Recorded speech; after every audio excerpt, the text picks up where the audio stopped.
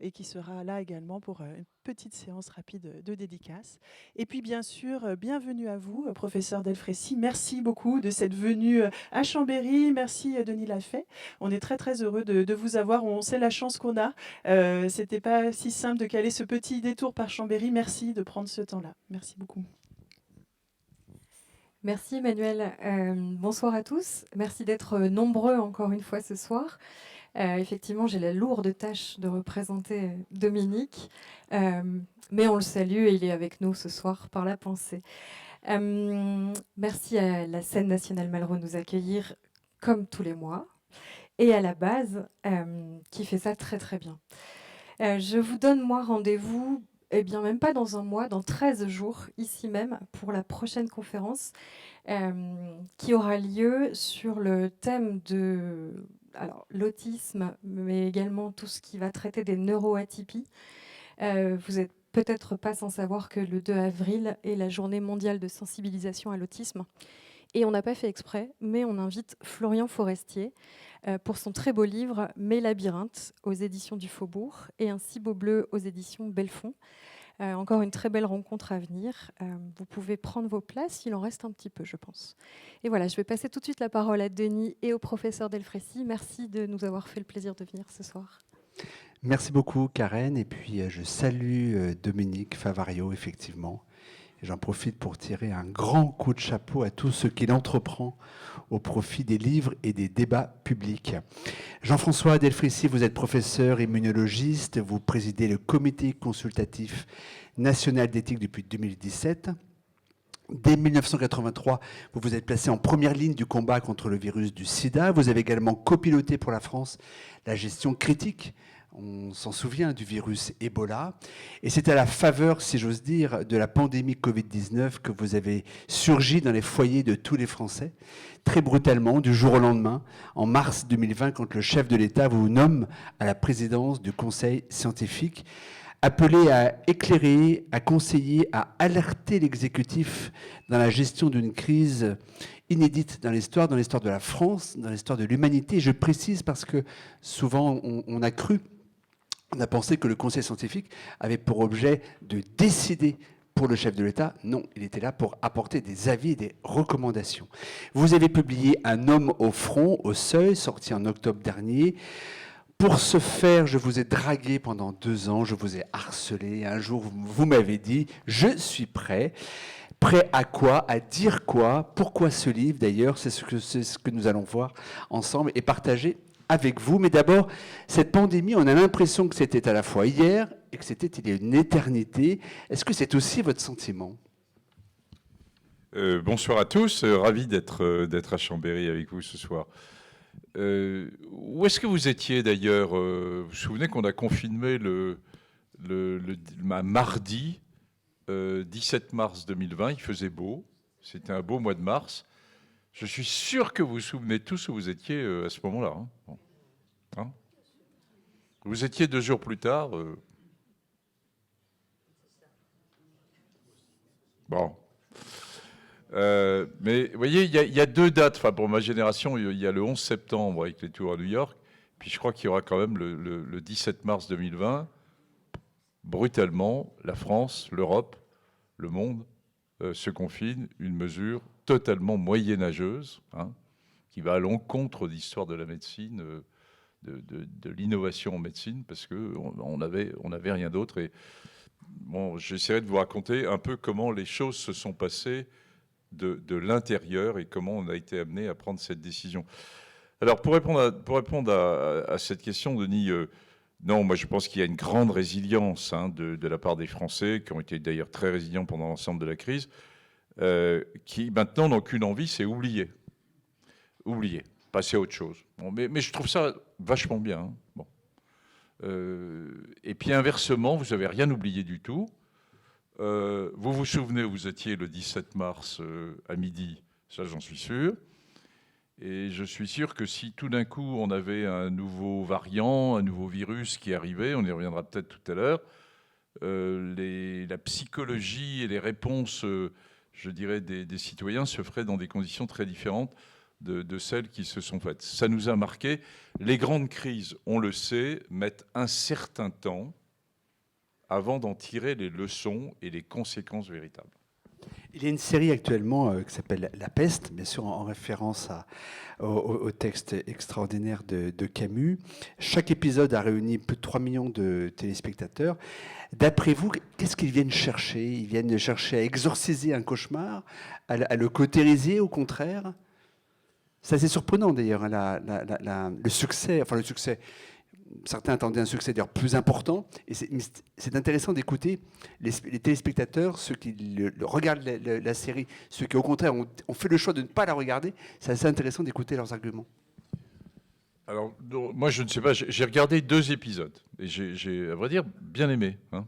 J'aime bien le rôle du médecin qui, je trouve, joue bien ce rôle. Enfin bon.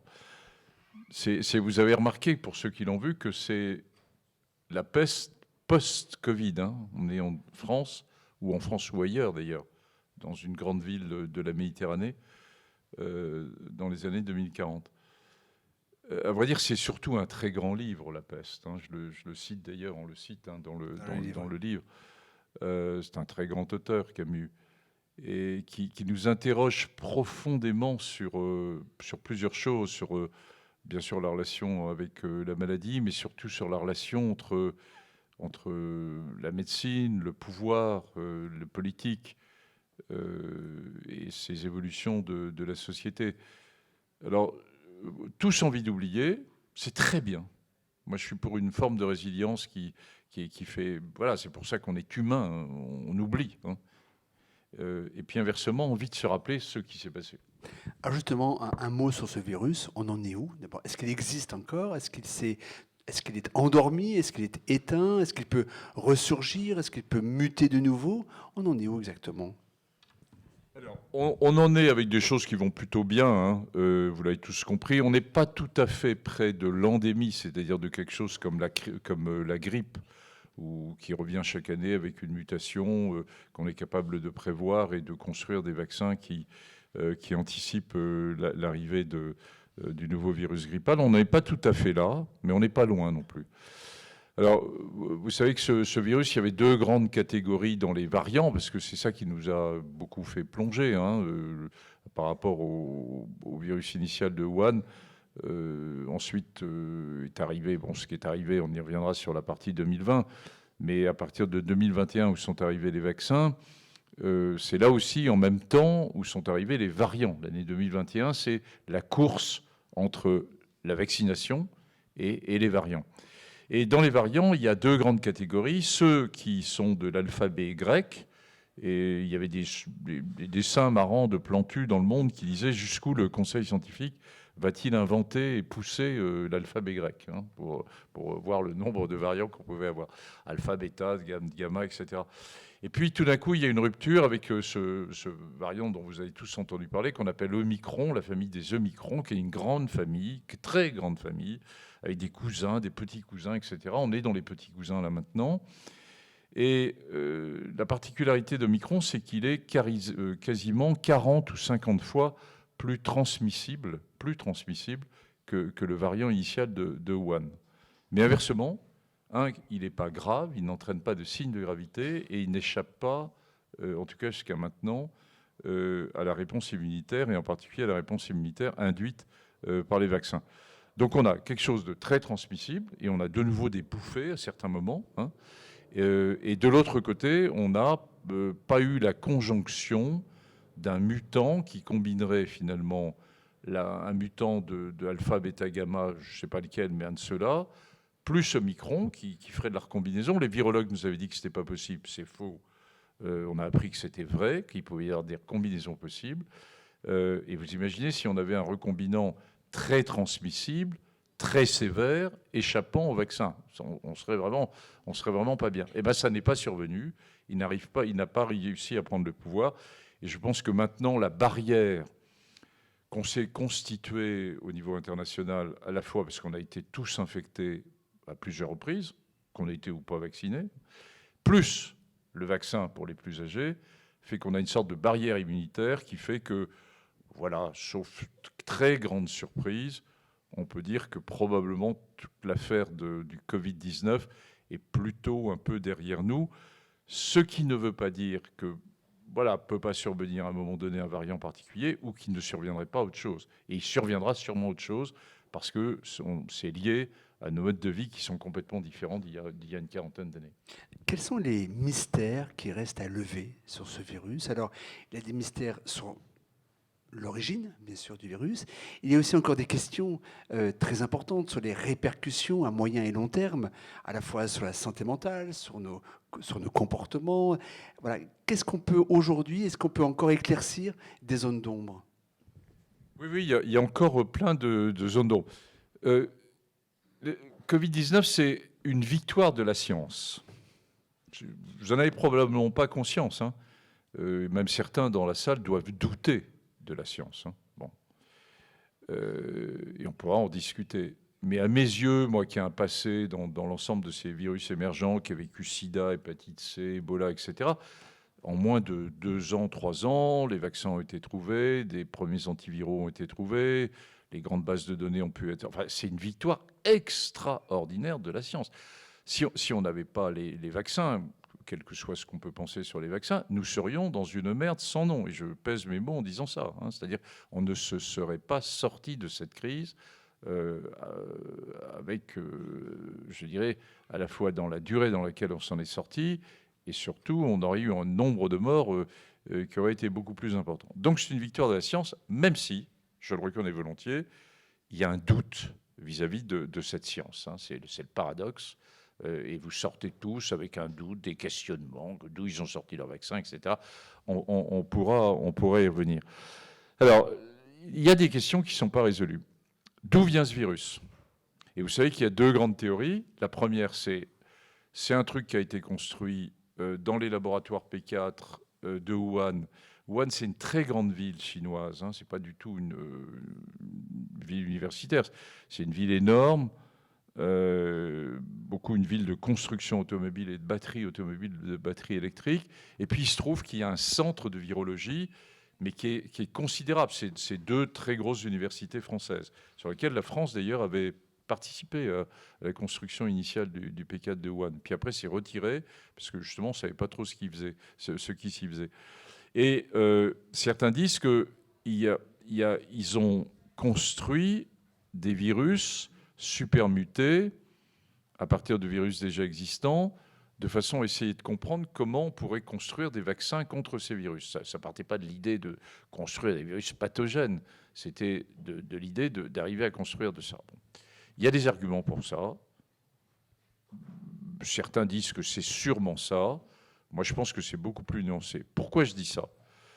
Parce que j'ai assez longtemps travaillé sur d'autres sujets en Asie du Sud-Est, et en particulier au Cambodge.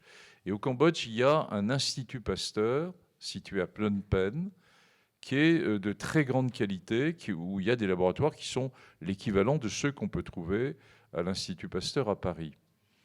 Et il y a une dizaine d'années, ils avaient recueilli des chauves-souris dans les grottes qui se situent au niveau du triangle d'or, dans cette zone à la fois qui est un peu au Vietnam, un peu au Laos, un peu au Cambodge, un peu à la Chine. Et pourquoi ils avaient recueilli des chauves-souris? Parce que les chauves-souris sont des animaux extraordinaires qui ont un système immunitaire, donc normalement fait pour nous défendre contre les agents infectieux, qui est très simple, très simplifié, et ils sont capables de vivre, ces chauves-souris, avec des virus éminemment pathogènes. Bon. Alors, les groupes de Pasteur recueillent ça il y a une dizaine d'années, congèlent ça dans des congélateurs à moins 80, puis après n'ont pas d'argent. La recherche française est scalée, elle n'a pas suffisamment d'argent, et n'ont pas d'argent pour pousser l'exploration de qu'est-ce qu'il y a dans ces chauves-souris. Puis arrive le Covid-19, où à ce moment-là, il y a beaucoup d'argent qui est donné aux scientifiques pour essayer de comprendre, et ils regardent ce qu'il y avait dans ces chauves-souris d'il y a 10 ans. Et ils s'aperçoivent qu'ils trouvent un virus qui est à 99% identique à celui de Wuhan. C'est-à-dire qu'il y a 10 ans, dans les chauves-souris, qui sont très clairement un lieu de passage entre certains virus très particuliers et l'espèce humaine, et où toute la question posée, qui pose la question globale de la santé globale et de One Health, C'est comment se fait la rupture de barrières d'espèces. Donc, si je résume, d'un côté, ceux qui pensent que c'est un montage de scientifiques chinois qui ont poussé les virus et qui ont fait des virus très mutés et que l'un s'est échappé, et d'autres qui disent au contraire, ben non, regardez, ce virus existait déjà il y a 10 ans, mais il n'était pas pathogène et pour des raisons qu'on ne comprend pas. Je reviens à ce 17 mars. Vous vous retrouvez donc du jour au lendemain au cœur du pouvoir, au sommet du pouvoir, pas dans le pouvoir. Vous n'étiez pas à l'Élysée à décider justement et arbitrer, mais vous étiez au plus près d'Emmanuel Macron, c'était Édouard Philippe à l'époque le Premier ministre, Olivier Véran le ministre de la Santé. Qu'avez-vous appris de l'exercice du pouvoir et aussi des manières, des mécanismes qui font la décision politique? Alors, on va revenir un peu plus dans le détail. Ce que j'ai appris, mais que je savais déjà un peu, c'est que c'est très différent d'être un scientifique ou un médecin et d'être un politique. Et on a besoin des deux, hein, les citoyens ont besoin des deux, et qu'il faut surtout séparer les deux, et que chacun a son rôle, et qu'il ne faut pas mélanger les genres. D'un côté, vous avez l'expertise, en tout cas, elle essaie de se construire, l'expertise. Et de l'autre côté, on est une démocratie. Vous avez les élus que vous avez pris aux élections et qui décident. Hein. Et c'est comme ça qu'une belle démocratie doit se construire. Le problème, c'est qu'ils ne sont pas habitués. C'est des communautés qui ne sont pas habituées à parler entre elles. Et je vous expliquerai pourquoi. Alors, si je reviens, en fait, c'est avant le 17 mars. Le 17 mars, c'est donc midi, le confinement qui met la France dans cet état extraordinaire, après l'Espagne et l'Italie, avant l'Angleterre, juste en même temps que l'Allemagne, et puis dans d'autres pays où le mois de mars, on va avoir toutes nos grandes démocraties européennes qui sont confinées. En fait, les choses se sont jouées un peu avant. J'étais à Genève, moi, à l'OMS, à la seule réunion qui s'est tenue physiquement vers le 15 février, où il y avait une réunion sur est-ce qu'il s'agit d'une pandémie ou pas. Parce que souvenez-vous, hein, mi-mars, mi-février, il n'y avait pas d'inquiétude majeure. Il y avait un peu les contamines. On commençait à entendre parler de ce qui se passait dans le nord de l'Italie, mais il n'y avait pas un affolement généralisé. Bon, moi, je sors de cette réunion où j'y étais pour des enjeux éthiques, en tant que président du comité d'éthique, pour dire quels enjeux éthiques pourraient se poser si on avait une grande pandémie. Et puis je retrouve tous mes copains, virologues, spécialistes des maladies émergentes, on discute, j'interroge les Chinois, j'ai assez l'habitude de l'OMS, qui répondaient à aucune question. Hein. La Chine s'était déjà refermée, les scientifiques et les médecins chinois qui étaient présents, voilà, étaient sous contrôle politique et on l'a très vite senti. Bon. Je suis sorti de là avec une drôle d'impression en me disant on est probablement en train de sous-estimer très globalement ce qui arrive. Donc je suis parti ensuite à Londres, à la London School, voir les modélisateurs, puis j'ai rassemblé un certain nombre de copains à Paris, j'ai appelé les US, et puis finalement je donne un signal d'alerte un peu à l'Élysée, à la conseillère santé à l'Élysée qui venait d'arriver. C'est là le moment où il y avait le départ d'une première ministre de la Santé et l'arrivée d'un nouveau ministre de la Santé. Bon, une zone un peu particulière de cette fin février. Et je reçois immédiatement, 2 jours plus tard, en me disant « Vous organisez une réunion des scientifiques à l'Élysée ». Et cette réunion des scientifiques à l'Élysée, on l'a eu le jeudi 5 mars, où une trentaine de scientifiques se sont réunis autour du président Macron et qui a posé des questions dans un climat qui n'était pas encore... encore très, très dramatique. Je vous rappelle, on a un président de la République qui va au théâtre à ce moment-là. Enfin, il y a un match de foot à Lyon qui se fait avec plein de points d'interrogation. Bon. Et là, moi, je sors de cette réunion, alors là, persuadé qu'on va dans le mur, persuadé que la France est complètement éteinte et pas réveillée du tout pour une crise de ce type. Et je vais le dire, l'écrire. Et du coup, on me dit, bah, écoutez, voilà, on nomme un conseil scientifique, et puis on vous nomme président du conseil scientifique. Alors, je demande quand même à réfléchir pour 2 raisons. La première, je leur dis, prenez un type plus jeune que moi. C'est vrai que j'ai une bonne expérience de ça, mais je savais qu'on allait partir sur un truc qui allait être très lourd. pas aussi lourd que ce que je pensais. Et puis, une deuxième raison, je voulais savoir quels étaient quand même les grands enjeux de la vision politique. Et vous avez tous retenu de la part du président de l'époque, Emmanuel Macron, de dire on est en guerre. Hein. C'est quelque chose qu'il aime bien d'ailleurs, hein, dire qu'on est en guerre. Bon, le malheureux, il s'est passé beaucoup de choses d'ailleurs. Bon. Et c'est ça qu'on a retenu. Moi, j'ai retenu autre chose, parce qu'il l'a dit aussi, mais vous l'avez oublié. Il a dit, pour gérer cette crise, je m'appuierai sur la science et l'État protégera les populations les plus fragiles. Je m'appuierai sur la science et l'État protégera les populations les plus fragiles, et on pensait évidemment aux populations les plus âgées. Et donc le président du Comité consultatif national d'éthique était rassuré par cette vision de s'intéresser aux populations les plus fragiles.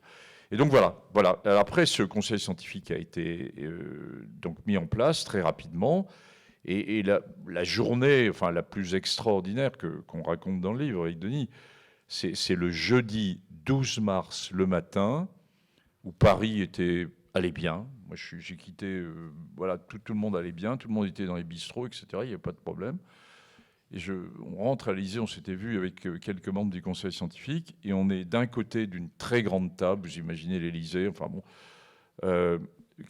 pas tous les membres, mais une dizaine de membres du conseil scientifique. De l'autre côté, le président, le Premier ministre, les ministres, leurs conseillers, bon, le banc et l'arrière-banc de toute la haute hiérarchie administrative française, et ils nous demandent, mais qu'est-ce qu'on peut faire? Et on leur répond, il faut confiner le plus vite possible et le plus dur possible. Le plus vite possible et le plus dur possible. Et on avait préparé ça. Après, on l'explique. On l'explique avec ce qui se passait. Il y avait déjà l'Italie qui commençait alors à plus que chauffer. C'était le drame que vous avez vu à la télé, sur les chaînes, etc., sur l'Italie du Nord, on n'a toujours pas d'ailleurs compris pourquoi ils avaient été touchés à ce niveau-là. Et on commençait à voir, ce qui se passait à Mulhouse et à Belfort. Et j'ai encore un doute, à vrai dire. Un jour, je lui poserai la question, hein, mais je ne lui ai pas encore posé la question.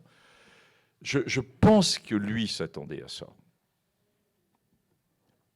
Parce qu'il y avait un certain nombre d'éléments qui pensaient à ça. Mais que c'était une décision tellement folle, tellement difficile à prendre, qu'il avait besoin finalement de se l'entendre dire dans une certaine mesure, par d'autres, par des experts. Hein. Experts qui ne savaient pas grand-chose d'ailleurs sur l'ensemble du virus à ce moment-là. Mais je pense que son entourage ne s'attendait pas du tout à quelque chose d'aussi dur que ce qu'on leur a raconté.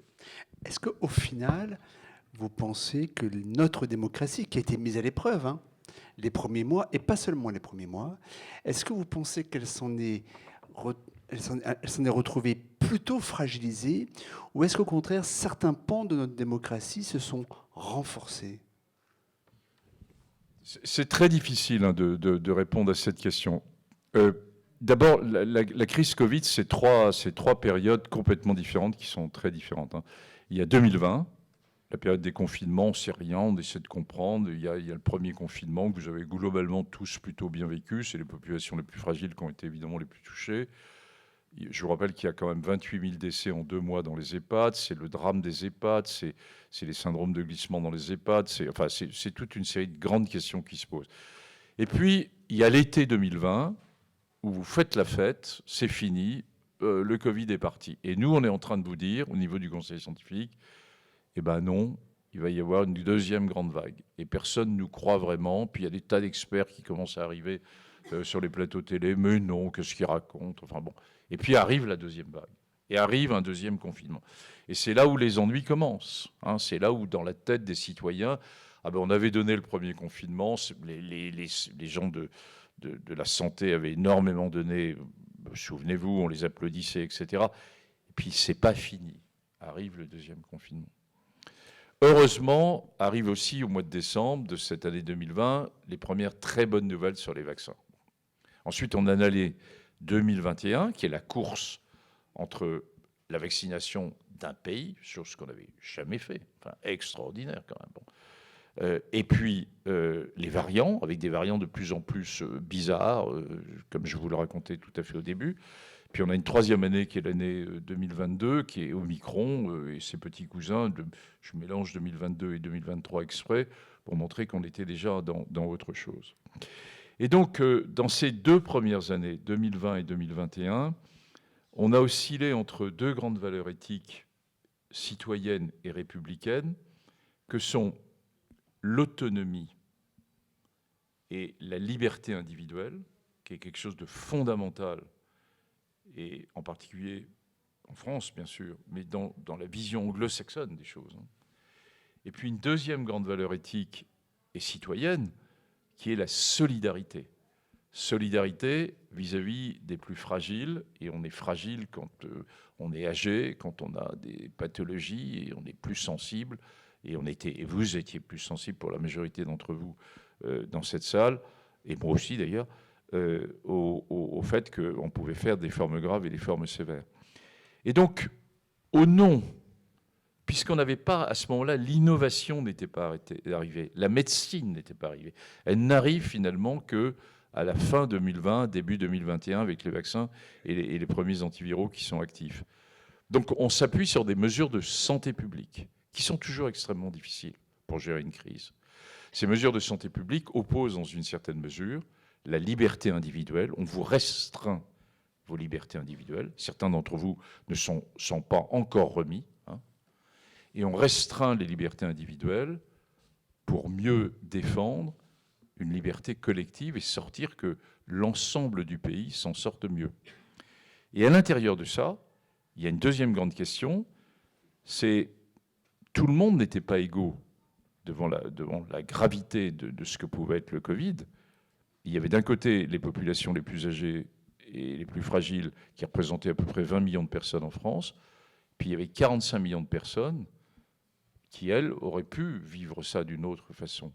Et il y a eu un choix de faire que pour protéger les plus anciens et les plus fragiles, on a, dans une certaine mesure, diminué la liberté des populations les plus jeunes.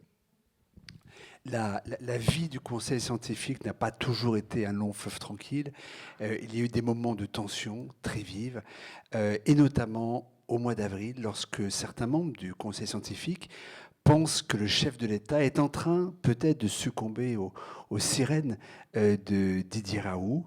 Là, il y a un moment critique, mais au-delà de ce moment critique, qu'est-ce que le cas Raoult, entre guillemets, a cristallisé, à la fois sur le rôle des médias, sur le rôle des réseaux sociaux, sur aussi les doutes qui envahissaient le chef de l'État, une partie de son équipe, une partie peut-être des scientifiques, et bien sûr, la manière dont la population a été peut-être aussi manipulée, voire instrumentalisée à ce moment-là. C'est quoi justement ce cas Raoult, et au-delà bien sûr des données scientifiques qui le concernent? Alors, comme toujours, il y a la science, et puis il y a les hommes et les femmes. Et bon, les hommes et les femmes sont toujours un élément fondateur des grandes questions qui peuvent se poser ou des problèmes qui peuvent se poser. On est un petit monde dans ce milieu de scientifiques d'un certain niveau. Je connais bien Didier Raoult depuis 20 ans. Je l'avais mis dans le conseil scientifique. Il était à la réunion des scientifiques à l'Élysée dont je vous ai parlé, la première. Puis ensuite, j'ai dit, le politique m'a posé la question sur la nomination des gens. La moitié a été nommée par moi et la moitié par le ministre de la Santé. Et moi, j'ai dit, bien sûr qu'il faut mettre Didier Raoult dans le conseil scientifique. Il vaut mieux l'avoir dedans que dehors. Bon. C'est un schéma général de gestion des groupes. Et puis Didier est venu une fois, puis il m'a dit, vous perdez votre temps de toute façon, j'ai la solution. D'abord, c'est une grippette. Et deuxièmement, j'ai la solution avec l'hydroxychloroquine. Bon, et je lui dis, si tu as la solution, on la teste. La médecine, au cours des 30 dernières années, s'est construite sur ce qu'on appelle l'evidence-based medicine. C'est-à-dire, on ne pense plus que tel produit fait telle chose, mais on le démontre. On s'appuie pour le démontrer. On s'appuie pour que tel médicament est plus puissant qu'un autre pour telle pathologie. On construit ça avec des essais qu'on appelle des essais randomisés, de phase 1, de phase 2, de phase 3. Et j'avais proposé à Didier Raoult qu'on lui construise un essai de phase 2 ou 3 très vite, qui aurait pu être fait en un mois et demi. On avait la réponse et tout était levé. Il n'a pas souhaité. C'est son choix. Il n'a souhaité avoir une aventure personnelle très, très différente, qui a dépassé la France, hein, qui nous a mis dans une grande complexité, disons-le, qui a dépassé la France. L'hydroxychloroquine a été énormément utilisé en Afrique. Un certain nombre de politiques un peu particuliers, disons-le, comme Trump, comme le président de l'Argentine, ont poussé ce type de médicaments. Enfin, ça nous a mis dans une situation complexe et il a fallu des mois pour démontrer que finalement l'hydroxychloroquine seule ou l'hydroxychloroquine en combinaison n'avait pas d'action et avait même des effets délétères. Voilà. Alors après, on a un modèle français qui est très particulier. On a une haute administration de la recherche qui a du mal à... En plus, on était en période de crise, il y avait d'autres enjeux, mais qui a du mal finalement à prendre des décisions, mais qui les prend et qu'il est en train de les prendre. Et donc, je suis plutôt triste, vous voyez, ce soir. Je suis plutôt triste pour une fin de carrière d'un scientifique qui a été de très bon niveau, Didier Raoult, qui a trouvé d'autres choses intéressantes, qui finit très mal sur cette affaire, qui est broyé par notre administration et par les procès qu'il a sur le dos. Il y avait un papier dans des grands journaux américains la semaine dernière sur Science qui accuse le modèle français de dire d'avoir supporté ça et de ne pas avoir réagi plus vite. Donc c'est plutôt triste. Alors après, il y a de la grande manipulation derrière. Il a été la vedette des médias pendant un certain temps, hein. Mais comme les médias se renversent facilement, il est maintenant, au contraire, la moquerie des médias. Bon. Le politique, j'ai accompagné le président de la République le 9 ou le 10 avril à Marseille, à l'IHU de Marseille, après avoir refusé 2 fois. Et en effet, le conseil scientifique a failli sauter, hein, en me disant que tu n'aurais jamais dû aller là-bas, que le politique y aille. Oui, mais que tu l'accompagnes. Bon. Et je l'ai accompagné parce que je voulais quand même me rendre compte. Je voulais qu'il puisse entendre aussi d'autres voix. Bon. Il m'a demandé dans l'avion, en y allant, qu'est-ce que je pensais de Didier Raoult. Je lui ai dit que ça n'a aucune importance ce que je pense de Didier Raoult. C'est vous, c'est votre pensée qui va être importante. Donc, il faut que vous le voyez, puis on en reparle. Et au retour, il me dit, mais vous me demandez pas ce que je pense de Didier Raoult. Et ben, je lui dis non, j'attends que vous me le disiez. Il me dit, j'ai compris Didier Raoult. Et j'ai compris, quand il m'avait dit, j'ai compris Didier Raoult, que j'avais perdu, entre guillemets, vis-à-vis de la communauté scientifique. Et le lendemain, j'ai failli sauter au niveau du CS qui m'a dit, Jean-François, tu n'aurais jamais dû accompagner le président de la République. Jamais. Tu n'as pas fait de la science, tu as fait de la politique ce jour-là. Et inversement, j'ai compris qu'en accompagnant le président de la République, j'avais fini de convaincre le président de la République que Didier Raoult était complètement à côté de ses pompes. Une dernière question avant qu'on passe sur un sujet d'actualité, hein, qui concerne bien sûr la fin de vie, la loi sur la fin de vie. Vous l'avez évoqué tout à l'heure, et j'aimerais qu'on creuse un tout petit peu cette notion de confiance. La confiance, c'est sans doute le pilier principal de la vitalité d'une démocratie. Pourquoi la confiance, en règle générale, et notamment envers les institutions, et particulièrement pourquoi la confiance envers la science, n'ont pas profité de cette crise de Covid-19? On a eu des résultats spectaculaires avec les vaccins, et malgré ça, la défiance envers la science n'a pas reculé. Et chez certains même, elle s'est accrue. Comment l'expliquer? Alors, je ne l'explique pas bien encore, mais je la constate. Alors, ça existait déjà avant Covid-19. Quand on avait fait les États généraux de la bioéthique en 2018, où on avait une série de débats sur les grands sujets scientifiques et où on va avec les cellules souches, où on va avec les techniques de procréation, où on va avec les nouvelles techniques en neurosciences, cerveau-machine, tout ça.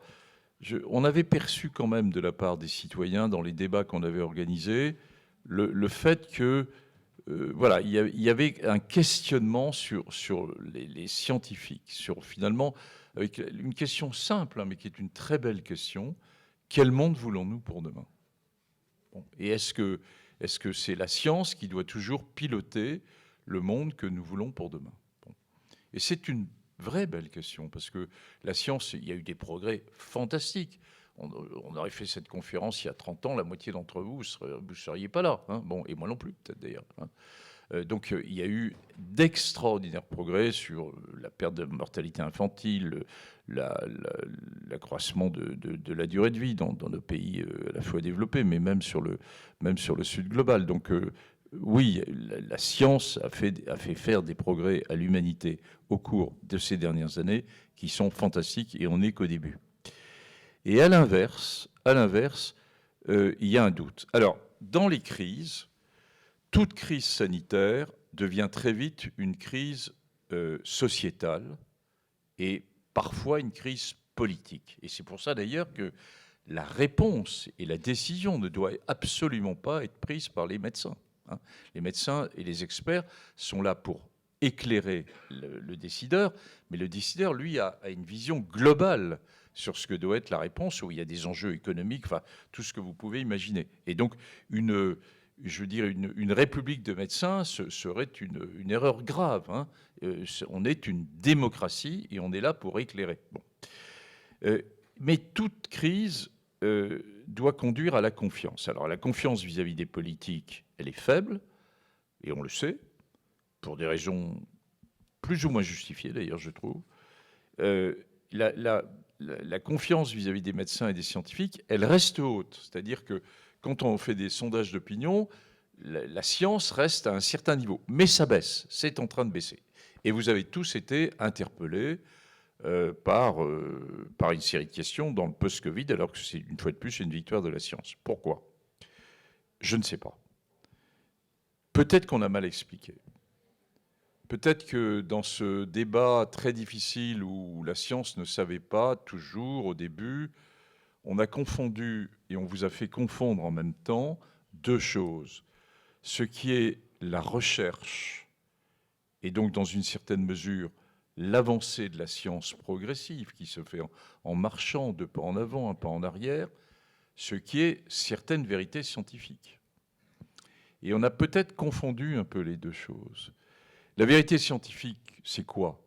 C'est si vous faites une casserole d'eau bouillante et que vous la renversez sur votre main, ben ça fait mal. Si ça fait pas mal, il faut vite venir me voir. Hein. Bon.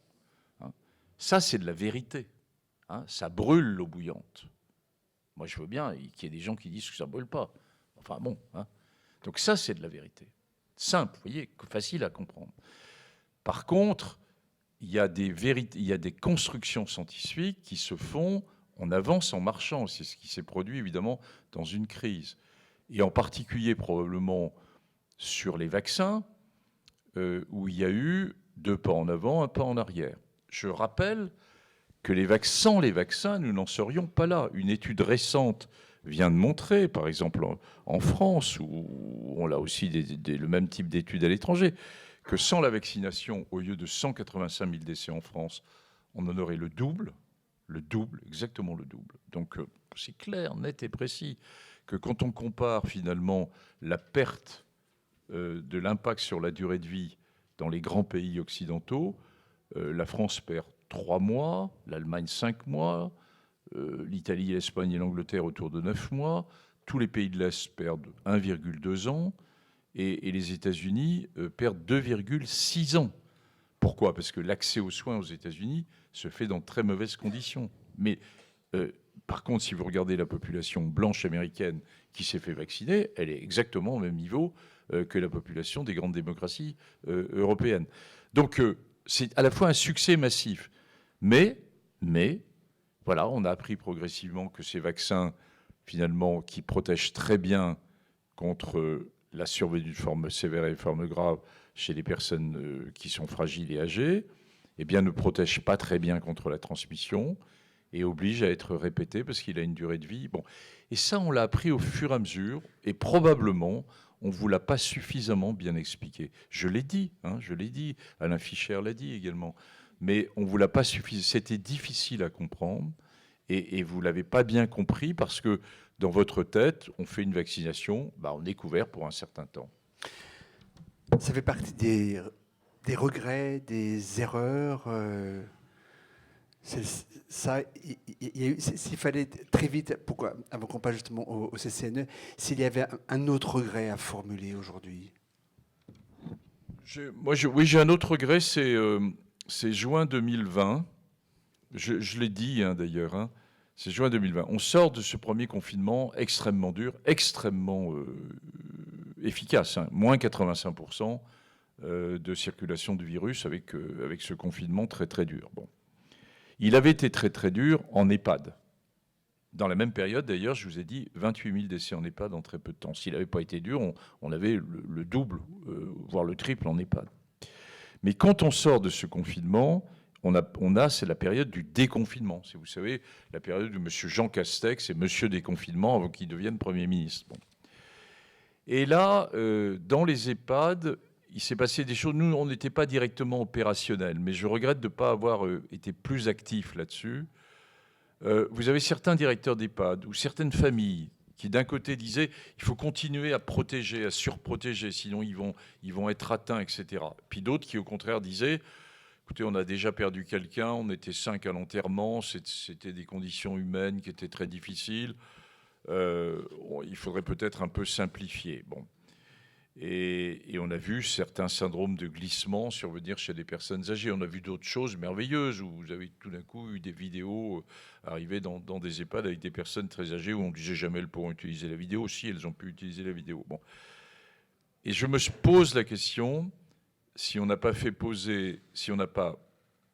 au nom très légitimement, hein, avec de vrais raisonnements, fait passer la santé avant l'humanité. Et c'est une question évidemment fondamentale. Dès 2022, le CCNE donc, que vous présidez a émis des avis sur ce que pourraient être les nouvelles orientations sur la fin de vie. Le chef de l'État on a précisé les lignes hein, il y a quelques jours dans un long entretien accordé à Libération et à La Croix. Et là, nous entrons dans la dernière ligne droite. Le texte doit être étudié par le Conseil des ministres et puis après transmis, bien sûr, à l'Assemblée nationale et au Sénat. La méthode retenue, les orientations indiquées par le chef de l'État satisfont-elles plutôt le président du CCNE et le médecin que vous êtes ? La réponse est oui. Je n'ai pas d'ailleurs à dire si je suis satisfait ou pas des décisions du chef de l'État. Voilà, le CCNE est une instance autonome, indépendante. Il a rendu un avis en septembre 2022 en donnant quelques grandes orientations. La première était la loi Claes-Leonetti n'est pas suffisamment connue et appliquée. La deuxième était il faut faire un effort très particulier, soutenu encore sur les soins palliatifs, bien que ma génération de médecins ait vu arriver avec bonheur les soins palliatifs et que la France n'est pas si en retard qu'on veut bien le dire sur le sujet. Le troisième point était de dire il y a peut-être certaines situations très particulières sur lesquelles on pourra revenir, où le pronostic est réservé à moyen terme et où certains patients demandent une aide active à mourir. Si on va vers là, je vais finir par m'étrangler. Je prends un peu d'eau. Hein, c'est ce qu'on appelle un chat dans la gorge. C'est un gros chat, là. Un gros matou. Médicalement, je ne sais pas si ça veut dire quelque chose. Mais bon. Voilà. Si l'État et le législateur devaient avancer dans cette voie, il y aurait quelques conditions fondamentales éthiques à respecter. Et le quatrième point était de dire, on est en septembre 2022, prenons le temps de prendre le temps de réfléchir sur un sujet aussi difficile et lançons ce qu'on appelle de la démocratie en santé. Une grande convention citoyenne. Eh bien, on a été suivis. Il y a eu une convention citoyenne sur la fin de vie qui a été menée par le CESE, qui s'est menée dans d'excellentes conditions. Et le CCNE, avec les espaces éthiques régionaux que vous avez dans chaque région et dans chaque sous-région, moi je fais partie de votre région, je suis originaire du Cantal, il se trouve qu'on est la même région, on n'a rien à voir, mais c'est... Bon. On est dans la même région. Et on a mené plus de 500 débats d'information, voilà. Beaucoup de monde. Il y a eu des prises de position de l'Académie de médecine, du Conseil national de l'ordre, des médecins en général, on y reviendra. Donc il y a eu du débat, il y a eu de l'information. Et tout ça a mené, finalement, ensuite, à annoncer cela aux politiques. Alors, il y a eu un décalage dans le temps, parce que vous avez vu que on a mis dans la Constitution, le président de la République et les députés et les sénateurs ont souhaité mettre dans la Constitution le droit à l'IVG, que parler en même temps de l'IVG, parler de la fin de vie, c'était probablement un peu compliqué. Donc il fallait, dans une temporalité qui était un peu différente, donc voilà, l'IVG a été mise dans la Constitution et le président de la République a pris la parole sur la fin de vie la semaine dernière. Oui, moi, je trouve que le processus, indépendamment du fond, pour en revenir sur le fond, et on a le droit de ne pas être d'accord sur le fond, faut-il aller vers une aide active à mourir? Faut-il pas y aller du tout? Aller plus loin, aller avec l'euthanasie? C'est des vraies grandes questions pour nous tous, très humaines, très intimes, très profondes. Personne n'a raison, personne n'a tort. Bon, on a le droit de changer d'avis. Bon.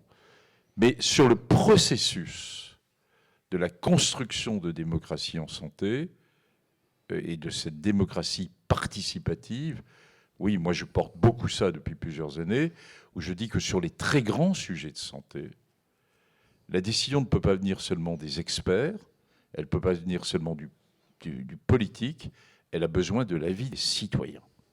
Finalement, de quel modèle de santé, où vous voulez aller, qu'est-ce que vous voulez, qu'est-ce que vous souhaitez. On a besoin de vous écouter sur ces grands sujets, et je trouve que fin de vie est un bon exemple. Vous évoquez à l'instant l'IVG.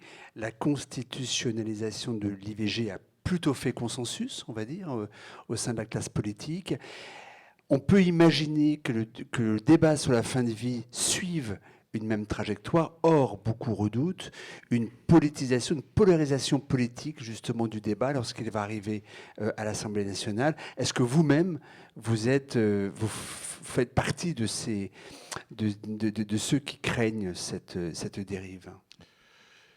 Moi, j'ai constaté lors des débats sur la fin de vie, je suis allé beaucoup de débats sur la fin de vie, j'ai suivi complètement la Convention citoyenne, une grande sérénité sur un sujet. J'ai eu l'impression que vraiment les citoyens s'emparaient de ce sujet en se rendant bien compte de la complexité, alors en fonction de leur âge, bien sûr. Et pour l'instant, dans une sérénité qui était beaucoup plus grande que ce que j'avais connu, par exemple, sur tous les débats sur la procréation, sur l'ouverture de l'AMP, sur les femmes seules et les couples de femmes au moment de la loi de bioéthique, ou sur l'utilisation des cellules souches, ou même sur le droit de savoir pour les enfants issus d'un don de sperme. Hein. Il y avait des moments très violents dans les discussions. Là, j'ai jamais eu ça dans les nombreux débats qu'il y a eu sur la fin de vie. Bon. Après, sur des sujets de ce type, sur des sujets sociétaux, vous savez qu'il y a une liberté de vote. C'est-à-dire que les partis ne disent pas il faut voter tel ou tel. Bon. Et que chaque député, chaque sénateur a une liberté de vote, et que le vote se fait d'ailleurs de façon nominative. Enfin bon, c'est quelque chose de très particulier.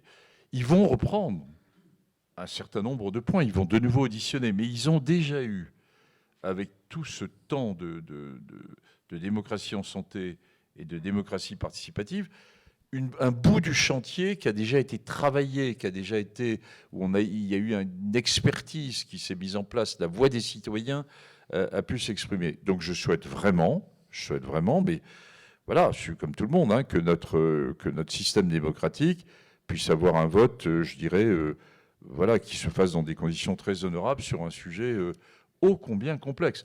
Je vous rassure, ça ne sera pas la dernière loi sur la fin de vie. Hein. Il y a déjà eu 2 lois sur la fin de vie. Il y en aura probablement une 3e là maintenant, et il y en aura probablement une autre après. C'est un sujet tellement difficile où il y a une évolution aussi de la société. Hein. La vision de la société n'est pas tout à fait la même que celle qu'elle pouvait avoir. Je dis souvent, quand on me dit, moi, mais finalement, les grands principes éthiques, ils sont là, et pourquoi ça a changé au fur et à mesure du temps? Bon, c'est vrai, vous avez raison, il y a des grands principes. Je parlais de l'autonomie, de la liberté, de la solidarité, de s'occuper des plus fragiles, de la non-commercialisation du corps. Voilà, bon. Puis il y a des choses quand même qui interpellent. Hein. L'IVG, le droit à l'IVG qui est mis dans la Constitution,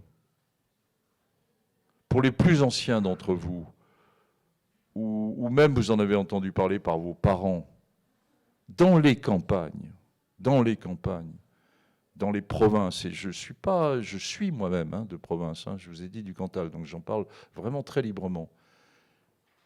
Une fille mère ou une fille qui avortait dans les années 55-60, c'était un drame dans un village, c'était un drame dans une famille, elle était écartée. Moi j'ai connu comme jeune interne à Tenon, pour ne pas le citer, qui est un hôpital de la partie nord de Paris. J'arrive dans le Cantal, j'avais été nommé à l'internat de Paris.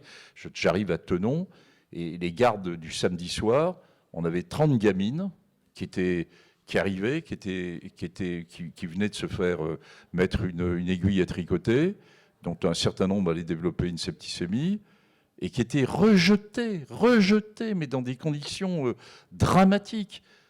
Donc, alors pourquoi je vous parle de ça ? Parce qu'on met quelque chose dans la Constitution qui était considéré comme le mal absolu il y a 50 ans. C'est pour ça qu'il faut parfois relativiser certains points. Dernière question avant de prendre pendant une vingtaine de minutes celle de la salle. Le monde religieux est très divisé. Le grand rabbin de France, A.M. Corsia, s'est montré satisfait des orientations proposées. L'Église catholique, les dirigeants de l'islam en France sont plutôt hostiles, voire très hostiles. De quel côté se positionne le catholique que vous êtes ? Alors, là, on touche à l'intime, là. Oui. Bon, je suis médecin, je suis catholique et je suis catholique pratiquant. Bon. Et inversement, je suis en rébellion permanente avec ma hiérarchie catholique. Mais c'est pas récent. Hein. Sur le VIH-Sida, quand j'entendais le pape dire qu'il ne fallait pas utiliser le préservatif, je levais les yeux au ciel. Enfin bon, hein. Quand il y avait cette vision vis-à-vis de l'homosexualité, là aussi, enfin, bon, c'est-à-dire qu'on a une hiérarchie catholique qui fait probablement son job. Hein. Il faut une hiérarchie catholique. C'est une religion qui est très hiérarchisée. Bon. Puis après, il y a le petit catholique que je suis, il a le droit de penser autrement. Voilà. Donc je suis très à l'aise là-dessus, très très à l'aise, et ils le savent d'ailleurs, ils m'en veulent. Hein. Mais le médecin, la vision d'ensemble que j'ai comme médecin pour des drames que j'ai connus sur ce sujet de la fin de vie, j'avais repris un service à l'hôpital Bicêtre dans les années 92-93. Je vous rappelle que l'arrivée des trithérapies dans le VIH-Sida, c'est 1996. J'avais 220 décès du sida dans le service par an. 220 décès, dont moyenne d'âge 25-27 ans. Des gamins qui étaient à la 5e, 6e infection opportuniste, 25 diarrhées par jour, aveugles, et qui nous disaient « mais je veux plus vivre, je veux plus vivre ». Et moi j'appelais au secours le Conseil de l'Ordre, l'évêché de Paris, aucune réponse, démerdez-vous finalement, on ne peut même pas. Enfin, bon. Et on a fait des choses qui me restent encore là, hein. Mais voilà, que en notre âme et conscience, on a cru devoir faire à l'époque. Hein, bien sûr, on en parlait en famille, on en parlait en... Bon. Voilà, et donc, voilà, il y a une position que je respecte de la part des grands courants de pensée religieux. Bon, c'est pas le souci. Le vrai souci, à vrai dire, sur cette loi, c'est plutôt les médecins. Et je vais terminer là-dessus. Je m'excuse de prolonger. C'est important. Pour que vous soyez bien au fait de qu'est-ce que pensent les médecins de l'évolution possible de la loi et de l'aide médicale à mourir. Bien, vous avez deux grandes catégories. Vous avez les soignants de soins palliatifs qui font un travail extraordinaire. Bon. En gros, on a 600 000 décès en France par an, à peu près, 620 000. Vous avez 50 000 décès qui sont pris en charge dans les soins palliatifs. Donc, le reste se fait d'une autre façon. Et il faut qu'il y ait plus de monde qui soit pris en charge par les soins palliatifs, qui, eux, sont très en retrait. Et pas seulement les médecins, mais les soignants, les infirmières, les aides-soignantes. Et souvent, en fin de vie, les aides-soignantes ont un rôle majeur. C'est la main qui est passée sur l'épaule d'un patient, c'est un petit yaourt qui est donné. Enfin, on est dans l'humain le plus complet, dans ce qui fait la beauté de cette relation entre le soignant et le soigné. Bon, ils sont en retrait en disant la médecine est là pour accompagner un patient, pour guérir et pas pour l'aider à mourir. C'est une phrase terrible. Hein, bon. De l'autre côté, vous avez les médecins comme les réanimateurs, les urgentistes, les oncologues, les neurologues qui s'occupent de maladies de Charcot ou de Parkinson sévère, qui, eux, sont plutôt dans le sens inverse, sont à 70% pour une évolution de la loi. Et en disant une autre phrase qui est très belle, la médecine et le rôle du médecin, c'est fait pour accompagner le patient, y compris dans ses désirs les plus intimes et les plus extrêmes. Et je vous rappelle que ma génération pense fondamentalement que la médecine n'appartient pas aux médecins, qu'on est là pour vous accompagner et que la médecine, elle appartient aux patients. Merci infiniment, Jean-François Delfraissy, pour cette parole extrêmement libre, comme vous l'avez constaté. On a 20 petites minutes à peine pour prendre vos questions. Ce que je vous demande simplement, c'est vraiment de poser une question, point barre, pour qu'on puisse justement en prendre le plus grand nombre et permettre à Jean-François qui répondra de manière courte aussi. Mais c'est important qu'on respecte cette règle. Bonjour Monsieur Delfraissy, merci à vous d'être là. J'avoue que j'alterne entre deux émotions qui sont très fortes, la colère froide et puis la gratitude. Gratitude parce que je pense que votre livre, vous auriez dû l'appeler l'ambigu Monsieur Delfraissy, dans le sens où vous nous donnez tout un tas de clés, je l'ai lu 2 fois votre livre, tout un tas de clés qui mettent en évidence le doute. Et puis, vous donnez déjà les arguments de tous ceux qui feront des procès d'ici peu par rapport à ce qui s'est passé sur ces 4 années. Je ne vais pas revenir, vous avez parlé de Moyen-Âge, vous avez parlé des masques, et vous conseilleriez encore aux gens de faire des masques en tissu. Mais il y a vraiment un sujet qui me tient à cœur, c'est celui de la vaccination. Et en tant que chrétien, en tant que responsable d'éthique, plusieurs questions. La première, c'est pourquoi n'avoir rien fait, sachant, et vous l'écrivez, page 117 dans votre livre, que le vaccin ne protégeait pas de la transmission. Pourquoi n'avoir rien fait pour protéger les soignants suspendus? Premier point. Deuxième point, pourquoi avoir forcé les enfants à se vacciner et pourquoi avoir forcé les femmes enceintes à se vacciner? Merci beaucoup et bon courage parce que vous arrivez à nous vendre votre narratif aujourd'hui. Ça sera probablement un peu plus compliqué devant Saint-Pierre quand l'heure arrivera. Bonne journée. Écoutez. Reconnaissez à M. Delfraissy aussi d'avoir le courage de venir comme ça débattre avec tout le monde. Voilà. Bon, écoutez, chacun ses opinions et je respecte parfaitement ceux qui ont un doute sur la vaccination. Je vous ai dit les chiffres sont là, sont très forts. Sans la vaccination, le nombre de décès dans le monde serait considérablement plus important. Ces vaccins ne sont pas arrivés par hasard, comme je l'entends parfois. Ces vaccins sont arrivés après de très nombreuses recherches fondamentales sur le mRNA, avec des hauts et des bas d'ailleurs dans ces recherches, plus ou moins acceptées par la communauté scientifique à certains moments, et puis ensuite avec un investissement majeur autour de ces vaccins. Bon. Ces vaccins sont très efficaces contre la survenue de formes sévères et des formes graves, et ils ont montré leur efficacité. Au fur et à mesure, on a découvert progressivement qu'ils étaient moins efficaces sur la transmission. Ce qui ne veut pas dire qu'ils ne sont pas efficaces contre la transmission, mais qu'ils n'ont pas une efficacité de l'ordre de 90%, comme ils l'ont sur la survenue de formes sévères et de formes graves, et qu'au fur et à mesure du temps, il y a une baisse sur la transmission. Vous saviez tout, bien sûr, dès le mois de novembre. Moi, je ne savais pas. Moi, je ne savais pas, monsieur. Et donc, dès que j'ai commencé à percevoir que probablement l'effet sur la transmission serait faible, je l'ai dit en commission sénatoriale, ou même d'ailleurs on m'a repris ensuite en disant pourquoi le professeur Delfraissy tout d'un coup remet-il en cause l'efficacité des vaccins sur la transmission. Je l'ai dit parce que dès qu'on a commencé à le percevoir, que les modèles animaux ont commencé à le faire. Voilà. Alors ensuite, sur les soignants, ça je suis d'une clarté fantastique, et je ne céderai jamais là-dessus. Faire le métier de soignant, c'est un très beau métier.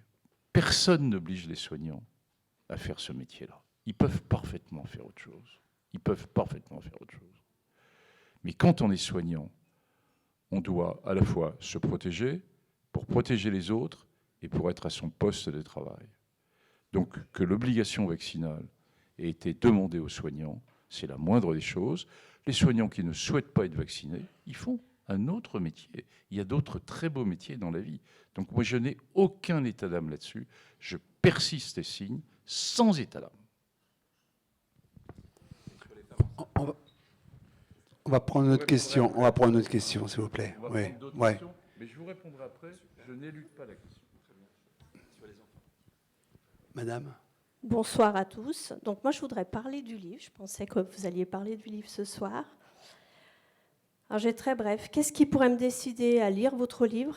Parce que j'ai vu, entendu pas mal de choses sortant de votre bouche qui, pour moi, étaient déconnectées de la vie, de la réalité, des connaissances médicales et de l'éthique médicale. Qu'est-ce que votre livre pourrait m'apporter de différent par rapport à tout ce que j'ai entendu tout ce temps-là? Et puis savoir aussi si vos droits d'auteur étaient destinés à des personnes qui souffrent actuellement d'effets secondaires ou par rapport aux médecins alerteurs. Voilà. Je vous remercie de répondre. Je ne suis pas sûr que vous soyez une fanatique de pouvoir acheter le livre. Mais vous faites ce que vous voulez, madame, en étant en démocratie. Bon. Non, j'essaie de raconter dans ce livre. On a essayé, le conseil scientifique et moi en particulier, mais pas que moi. C'est un travail qui n'est pas celui de Jean-François Delfraissy, qui est un travail d'un groupe d'experts qui, je vous le rappelle, a fait ça totalement gratuitement, de façon indépendante de l'État, en s'appuyant sur quelque chose. C'est plus de 300 réunions, hein, sur cette période-là, en essayant de garder une indépendance aussi grande que possible vis-à-vis de la décision politique. Et en cernant bien, comme je vous l'ai expliqué, ce qui est l'expertise, c'est-à-dire le conseil, l'éclairage de la décision politique elle-même, qui a été prise par le Conseil de défense, et je ne faisais pas partie du Conseil de défense. Donc voilà, donc j'essaie de raconter de l'intérieur ce qui s'est passé, comment les choses se sont déroulées, avec les hauts et les bas, à la fois au niveau du Conseil scientifique, dans des relations avec le politique. Le politique a suivi une grande majorité, je dirais, des recommandations qu'on avait pu faire, mais pas toutes. Et c'est très bien. Une fois de plus, la décision politique doit être dissociée de l'expertise. Donc je raconte comment les choses ont pu se passer. Et puis par ailleurs, il y a deux autres parties dans le livre qui sont d'où je viens. Et d'où je viens, c'est toute l'histoire du VIH-Sida que j'ai vécu, que beaucoup d'entre vous ont oublié aussi, mais qui est la plus grande pandémie, entre guillemets, du siècle qu'on vient de passer. Et puis, bien sûr, un certain nombre de considérations éthiques.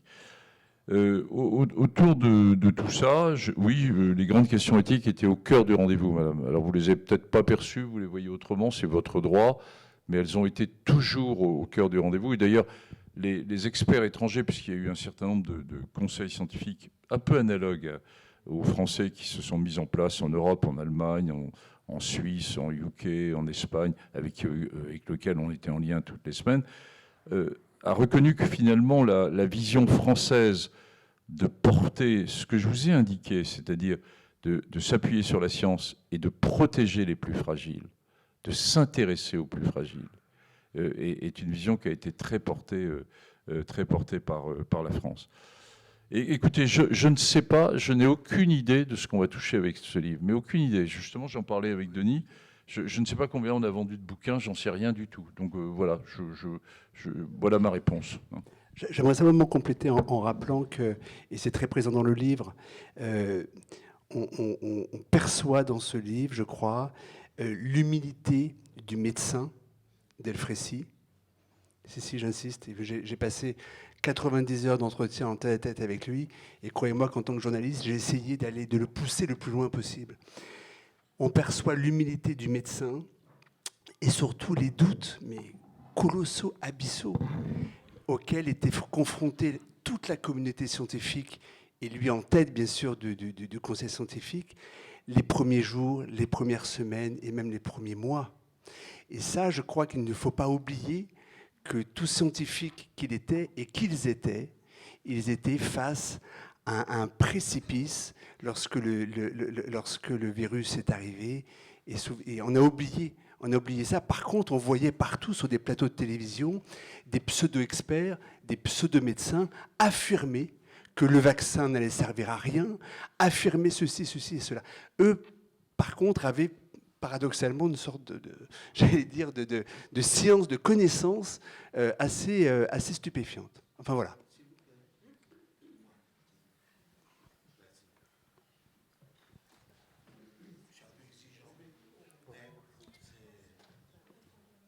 Des fois, il faut l'être. Je sais pas, je peux habiter son micro. Alors, bonsoir. Quand j'ai quitté l'hôpital en octobre 2021, on m'a prôné la chose suivante. Il fallait que je parle de manière thérapeutiquement. C'était une manière thérapeutiquement pour retrouver la voix. En gros, voilà, j'ai fait comme métier aide à la personne, aide de vie, et je travaille dans les écoles. Et donc, les deux piliers des gens à risque. Voilà. Je faisais 2 douches par jour. Je lavais 2 fois mon linge par jour. Et le 17 mars 2020, j'étais tout seul dans les rues de Chambéry, allé chez mon médecin. Il n'y avait pas encore de test. Mon médecin traitant et m'a diagnostiqué le premier Covid. J'ai passé 4 semaines et j'ai perdu 10 kilos. J'ai repris le travail, tête de vie et l'école. Le Covid on a eu un mois d'avril exceptionnel. Hein. Ça faisait des années qu'il faisait moche. Et on a eu un truc. Où je veux en venir, c'est qu'en 2021, j'ai fait 3 fois les urgences. 2 fois les urgences, j'ai retrouvé l'odorat et le goût à la première. J'ai eu le temps de rentrer chez moi pour faire le PCR. Donc on m'a décoté le Covid anglais. J'ai ensuite retourné une fois. On m'a renvoyé chez moi parce que mes constantes étaient bonnes. Et la 3e fois, je suis rentré avec 56 de saturation à l'hôpital à cause du Covid, à la grande surprise de tout le monde. Donc, en fait, le Covid freine l'oxygénation et ronge les intérieurs des vaisseaux sanguins. Et donc, comme je ne fais jamais les choses simplement, j'ai fait 2 thromboses, une dans chaque jambe, et ce qui fait qu'on m'a amputé à Chambéry la moitié des pieds, parce qu'on m'a hyperoxygéné, 60 litres par minute. On a fait tous les tests, tous les examens possibles. On m'a sauvé la vie peut-être plusieurs fois. Pas de question, pardonnez-moi. Non, il n'y a pas de question réellement. Ce que je veux dire, c'est pas moi répondre à... Si, j'ai une question. C'est pourquoi moi, je suis vivant et que d'autres sont morts. Et je voulais dire simplement, parce que les questions, c'est bien des questions, mais ce que je voulais dire simplement, c'est que mon expérience peut peut-être servir. Hein. Bon, voilà, excusez-moi, hein, si vous voulez absolument une question, je donne mon micro à quelqu'un d'autre. Mais j'appréhende un peu les questions. C'est l'objet du dialogue. Je suis désolé, je comprends tout à fait, mais c'est l'objet quand même de ce que je voulais dire, c'est pour répondre un peu aux gens qui sont dans la contestation. Vous parliez tout à l'heure de gens à la télé. Moi, j'ai suivi tout. J'étais auprès des personnes âgées, j'ai vu des gens qui sont morts. Je ne lâcherai pas le micro. Ce que je voulais dire, c'est que pendant le dîner... Si, monsieur, je suis désolé. Non, mais excusez-moi. Pendant le dîner de cours médiatique qu'on a eu à la télévision, moi, pendant ce temps, j'étais dans le coma. J'ai eu 2 personnes. Une qui était complotiste, c'est dans sa nature profonde, qui m'avait parlé d'une grippette. Hein, et qui m'avait dit, j'ai fini, d'aller voir, je finis, excusez-moi, parce que c'est moi qui ai passé 5 mois dans le coma. Et ce que je voulais dire, c'est que par rapport aux gens qui contestent, De monopoliser la parole, monsieur. mais non, mais je voulais Non, simplement mais des gens veulent expliquer poser des deux choses. questions, c'est important Non, quand mais- même. Il faut leur laisser la parole aussi. Non, non, non, non, pas du tout, pas du tout. Bien sûr, mais vous pouvez après, vous pouvez vous adresser directement au professeur après, mais c'est important. Voilà, une question. Bonjour et merci professeur de prendre le temps de répondre. Moi j'ai une question par rapport aux décisions de confinement. J'étais assez persuadée de tout ça parce que j'ai des parents, population fragile. Sauf qu'aujourd'hui avec ce que l'on voit, j'ai des enfants, on entend 40% des jeunes qui aujourd'hui ont des difficultés mentalement. Est-ce qu'avec le recul et partant du principe qu'on est toujours plus intelligent après, est-ce que la question de la santé mentale a été traitée scientifiquement pour prendre ces décisions ? Non, c'est une très bonne question. Hein. Il y a 2 choses du Covid, indépendamment des décisions d'ailleurs qui ont pu être prises, ou du confinement, du vaccin, etc. Enfin, des questions que vous avez posées jusqu'à maintenant. Parmi les personnes qui ont fait un Covid, il y a le problème du Covid long. Hein. Et ceux qui ont été... monsieur, vous avez fait un Covid sévère, mais il y a des gens qui font des Covid longs, et en particulier avec les premiers variants. Hein. Après, plus on est rentré dans les nouveaux variants, moins il y a eu de Covid long. Et il y a des gens qui restent encore avec des atteintes neurocognitives, cardiovasculaires, de thrombose, qui ont eu des effets secondaires. C'est quelque chose d'assez fréquent, indépendamment même de l'histoire des vaccins, où dans toute maladie infectieuse, vous avez l'infection elle-même, puis ensuite vous avez une réaction immunitaire contre cette infection, qui parfois dépasse un peu ce qu'elle devrait faire, d'où un état inflammatoire. Et par exemple, il y a la même chose après le chikungunya, où on avait vu aussi des affaires un peu de ce type, ou après le Lyme, où il existe des affections de Covid. Donc sur ces syndromes infectieux, inflammatoires, post-infection, il y a énormément de recherches, pour répondre à votre question, qui se sont mises en place. Sur la santé mentale des enfants, quand on entend, nous avons une pédopsychiatre qui était avec nous dans le conseil scientifique, donc qui nous a alerté très vite sur les enjeux qui pouvaient se poser. Je vous rappelle que la France est le pays qui a conservé le plus longtemps les écoles ouvertes. La France est le pays qui a conservé le plus longtemps les écoles ouvertes, même s'il y a eu très peu de fermetures. Aux États-Unis, 18 mois. Les écoles ont fermé pendant 18 mois. Certains pays, non, monsieur, les chiffres sont là. Et donc, non, écoutez, monsieur, je vous prendrai après en leçon particulière. En leçon particulière. Mais vous êtes en train de confondre des choses. Vous savez la moyenne d'âge en Afrique et en Asie? Vous la connaissez? La démographie est complètement Monsieur, on parle différente. là, on essaie de répondre à la question. Alors, j'essaie de répondre à voilà. la question, et je répondrai à ce monsieur en leçon particulière, parce que je pense qu'il a besoin de leçons particulières. Bon, et il les cherche d'ailleurs. Alors, ensuite, on avance sur la santé mentale. Il existait déjà, il nous le disait bien, un contexte particulier avant le Covid sur la santé mentale de nos ados, pour des raisons qui sont multiples et variées, et qui se sont en partie majorées au sein du Covid. Alors, ça pose la question, et c'est une vraie bonne question, finalement, à partir du moment où on a assez vite compris que c'était les personnes âgées les plus fragiles, qui représentaient à peu près quand même, avec les ALD, 20 millions de personnes. Est-ce que, à partir du mois de l'automne de 2020, est-ce qu'on aurait pu prendre des mesures qui tiennent compte du risque et qui s'appuient sur le risque et qui s'appuient sur 2 choses. Donc, d'une part, le risque de faire des formes sévères et des formes graves, et donc de se dire, on confine finalement pour le deuxième confinement uniquement celles qui sont plus à risque. Et deuxièmement, en fonction du risque, en fonction de la prévalence de la circulation du virus, par exemple en PACA, par exemple dans telle autre région où il y avait des circulations virales qui étaient plus importantes. Eh bien, je peux vous dire qu'on a essayé. Et que les citoyens, là, vous avez fait nation. Vous avez refusé très globalement, où j'ai entendu en particulier sur un confinement qui aurait pu être plus prolongé, plus strict, sur les populations les plus âgées et les plus fragiles. Au nom de quoi?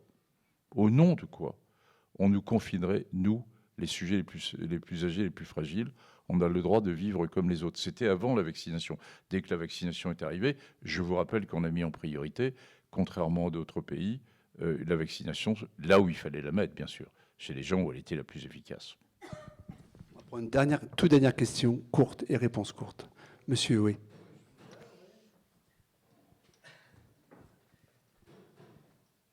Merci. Bon, il a été heureusement cité à 2 reprises par M. Delfraissy et par vous-même la notion de doute. Moi, je suis surpris et étonné de voir qu'il y a des gens qui sont très scientifiques, qui ont des certitudes, des convictions. Alors, basées, j'aimerais savoir sur quoi, hein, parce que la science, elle se base, je suis d'origine scientifique, ça se reconnaît, elle se base quand même sur l'expérimentation, sur des observations, et toujours avec un doute, mais certainement pas des convictions telles que celles que j'ai un petit peu entendues tout à l'heure avec beaucoup de désagréments. Bon. Alors, ça, c'est un point très important, la notion du doute. Et c'est probablement aussi ce qui fait la différence, on me posait la question tout à l'heure, entre médecins-chercheurs et nos politiques. Moi, j'ai découvert à cette occasion, je connaissais bien sûr le monde politique, parce que voilà, sur les grandes pandémies, j'avais déjà été en interférence, mais jamais à ce niveau-là. J'ai découvert qu'on avait finalement 300 personnes qui dirigeaient la France à des degrés divers, et qui sont des têtes bien faites, qui comprennent vite, mais qui ne sont pas du tout formés au niveau ni scientifique, qui ont abandonné la science depuis très longtemps, d'une part, et deuxièmement, qui ne sont pas construites sur la notion du doute. Et c'est ce qui fait la différence, par exemple, entre la classe politique française et la classe politique allemande, où la classe politique allemande n'est pas formée uniquement à l'ENA, mais est formée beaucoup de décideurs allemands, dont, à l'époque, la chancelière allemande, sont des docteurs, où la notion du doctorat en Allemagne vaut quelque chose qui est moins le cas en France actuellement. Et ils ne sont pas construits sur cette notion du doute. Et donc, dans le dialogue absolument nécessaire qu'il doit y avoir en cas de crise entre savoir et pouvoir, cette notion du doute est au cœur de la discussion entre les deux communautés. Et c'est pour ça qu'il faut qu'on arrive à teinter un peu plus, notre élite de décideurs politiques, qui ne sortent pas uniquement d'un moule, mais qu'on ait aussi des scientifiques à l'intérieur de ces décideurs. Donc, cette notion du doute, elle est fondamentale. Mais je vous rassure, on l'a en médecine. Un médecin, bon, quand vous allez voir un médecin, évidemment, vous ne voulez pas qu'il soit dans le doute, qu'il vous dise en permanence, je ne sais pas ce qu'il faut faire, etc. Mais vous pouvez parfaitement comprendre aussi qu'ils vous disent, voilà, je ne sais pas encore ce que vous avez, on va faire une série d'examens, on va construire, on se revoit, je doute sur ce que vous ayez, et puis on va construire ensemble, finalement, ce que vous ayez. Donc cette notion du doute, nous, en médecine, elle est construite, c'est dans notre ADN. Merci, cher Jean-François Delfraissy, pour ce dialogue direct, libre et franc. Merci.